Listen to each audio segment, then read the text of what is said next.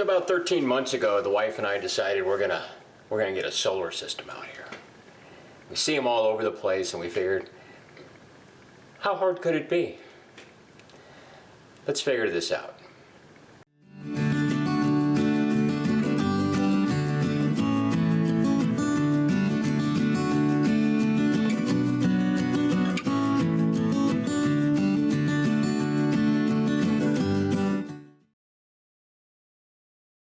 So the first question is, why did we decide to go solar? Our electric bill's not that high. Well, at least it wasn't 2 years ago. It's just her and I, so what's the big deal?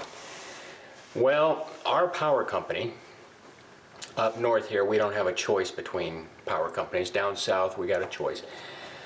Up north here, we don't have that option. We have one power company. And they decided to come up with this magical pricing thing that goes from like 4 to 8. You know it's complicated when you have to send an entire letter out independent of your bills and your statements to try to explain it. So that's why we decided to go solar. Then the next decision, do we buy it? Do we lease it? What do we do? We decided to buy it. And the basis for that is when you go to sell your house, what if the people that want to make you an offer don't like the solar company that you're going with? I mean, it's a lease, right? So, and that lease after 10 years can be renegotiated. Okay. Not what we wanted to get ourselves into, so we decided to buy the entire system. So then it comes down to, well, what size system do we get? Do we get one that just meets our needs, or do we get one that has extra capacity in it? Out here, there's a cutoff at 10 kW. We opted to go to 9.75 kW. So, we figure it's not going to get any cheaper, okay? It might not, we don't know. So we just went ahead, we went as big as we can get. Grid tie versus standalone. We opted for a grid tie system because the solar company that we have out here offers credits for any production that we make that we don't utilize. It'll feed back into the grid system, and we get credits for that. We think we're going to have a lot of extra capacity there. Do-it-yourself versus contractor. We opted for doing it ourselves. Getting contractors out here. First of all, they want premiums to come out here, if they'll even come out here and work. And the solar industry, let's just say, has not a stellar record with contractors. So we opted to go DIY. We're going to do it ourselves. Roof mount versus ground mount. We're on 37 acres here. We got plenty of dirt. I don't feel comfortable putting a system on a house that the house wasn't designed for. Would it be okay? Yeah. Yeah, it probably would be. But I've got dirt sitting right beside it. I'm just going to put it out in that dirt and then trench it over and tie it into the house. Permits and approval. Of course, we're going to be fully permitted. It's a grid tie system. You really don't have a choice. This was a big challenge for us. And to give you an example, we started this process 13 months ago. It took 3 months to get the power company to sign off on the data package. And then it took another 10 months for the county to sign off on the data package. And I can't fault the power company or the county for this one.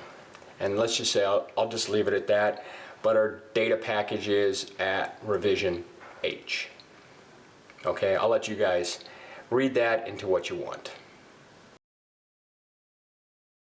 Initial cost of the system. The initial cost of the system which I figure is going to be about probably 80% of the cost of the kit, or the whole process, is just a little over $20,000. And tomorrow or the next day or whenever the kit comes here, I'll go over the kit and I'll go over what it includes and what it doesn't include. So look for that video.